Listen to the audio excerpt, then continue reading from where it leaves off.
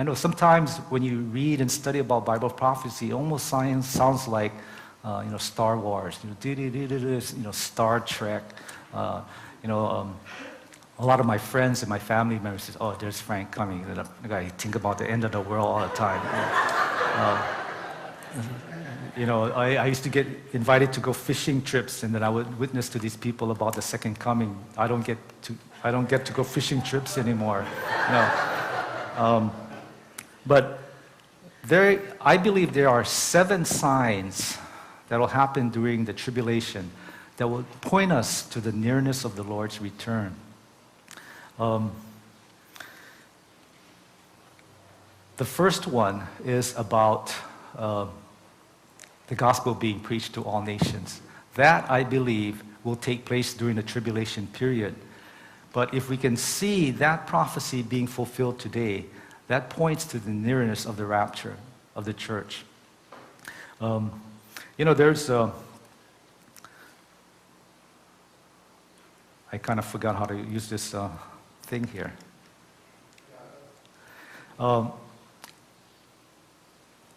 I believe that we are living in the last of the last days.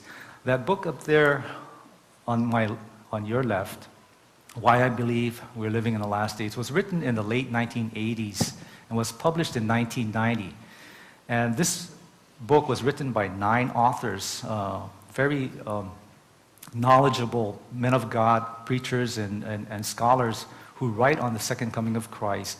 And they put together this book, and they gave all the reasons why we are living in the last days, in the time of the end, as spoken by the prophet Daniel. And there was more criticism about the second coming of Christ. And so they did another book called Why I Still Believe We Are Living in the Last Days.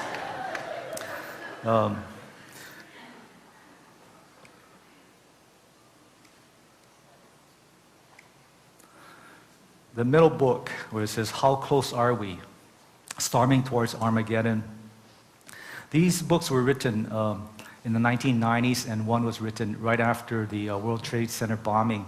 And again, these books were compilations of different authors sharing why they believe that we are that last generation and how close are we to this second coming of Christ.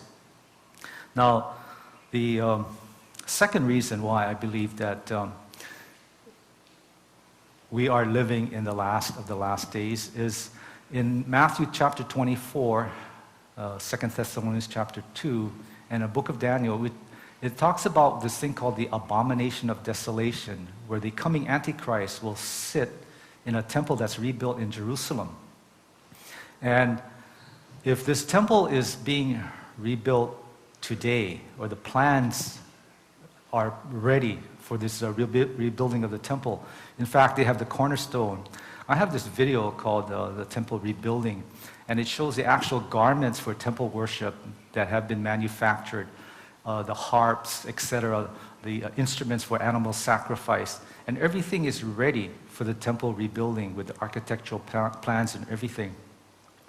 All they have to do is have the go-ahead green light. I believe they even probably have the exact location where the temple should be constructed. But I believe the temple will not be rebuilt before the tribulation begins. If the Antichrist will sit in the temple at midpoint at a 3.5-year period, the temple can be rebuilt, say after the rapture occurs and maybe 2 years into the tribulation, because all of the material is prefab material to erect the temple in Jerusalem. They're all set to go. Now, to me, this is concluding evidence that we are living in the last of the last days. This prophecy was never ever fulfilled, and is being fulfilled today. As Pastor Chuck Smith once said, if you can see the signs of Christmas, how much closer is Thanksgiving? So the signs of Christmas are the signs that will happen during the 7 years of tribulation. And this prophecy will happen at midpoint, at the 3.5-year mark of the 7-year tribulation. But you already see the signs of this prophecy being fulfilled today.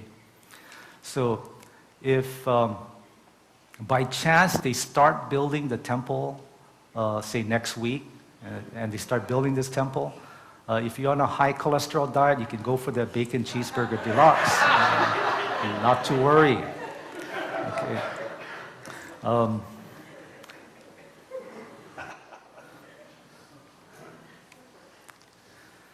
Another prophecy that will be fulfilled during the time of the tribulation is a revived Roman Empire as spoken by Daniel the prophet in Daniel chapter 2 and Daniel chapter 7. In Daniel chapter 2:44, the prophet says, "In the days of those 10 kings, or a revived Roman Empire, shall the God of heaven return and set up his kingdom."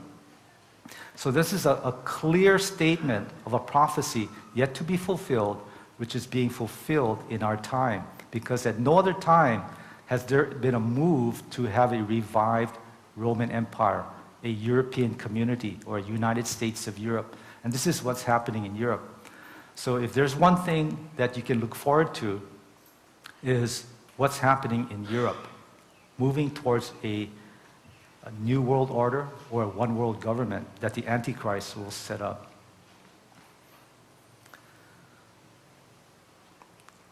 The next sign that will take place in the tribulation is Ezekiel 38, which JD is the expert on this Ezekiel 38 prophecy. Now, during the 1981 Iran-Iraq conflict, the Israelis were furnishing spare parts to Iranian fighter planes during this war, and they were helping the Iranians. And many students familiar with Bible prophecy said, "What are you doing helping your arch enemy?" You know, this is in Ezekiel, in the Old Testament, it says that Iran will come against you in the latter days. But see, you choose the better of two evils. Who is worse, Saddam Hussein or Iran? And at that time, Iran was kind of almost pro-Israel. But today, with Ahmadinejad, you can see that reversal where Iran is totally bent on annihilating Israel. And also in this news article, Vladimir Putin of Russia has signed a mutual defense pact with Iran. In fact, he has shipped over a lot of anti-aircraft missiles to Iran because of this heightening tension with the Israelis and Iran. And there's so much tension there. Another prophecy that's being fulfilled is, I remember back in the 1980s, a prophecy teacher was saying, "Watch Turkey. Watch Turkey. Keep your eyes on Turkey." Because when you see Turkey start being aligned with Iran and Russia and Syria, you know that trouble is on the horizon. And for years, nothing happened with Turkey until recently. And let me read you this article that came in to me on its email. Several developing stories revealed there's much to the story of Turkey. First, the world learned of joint training exercises Turkey has agreed to hold with Syria. On Monday, April 27, Israeli Defense Minister Ehud Barak commented that Turkey's decision to hold 3 days of military maneuvers with Syria is disturbing. Never before an important NATO power or ally staged a joint exercise with any Arab army. And that's not all. Turkish Defense Minister Vedi Gonos and his Syrian counterpart Hassan Turkmani have agreed to sign a letter of intent for cooperation between their defense industries as well. The signing and exercises are major signposts on the shrinking road of military and commercial ties between Turkey and Israel. And presently, Turkey is in talks with Russia, and Russia is about to sell S-400 air defense systems to Turkey. Now, you see this alignment of nations in Ezekiel 38 that will be aligned with Russia in the latter days have been coming together one by one. Libya, Sudan, and Ethiopia, Iran, Turkey. The whole picture, the pieces of the puzzle have fit perfectly, where this whole scenario will come together in the very near future.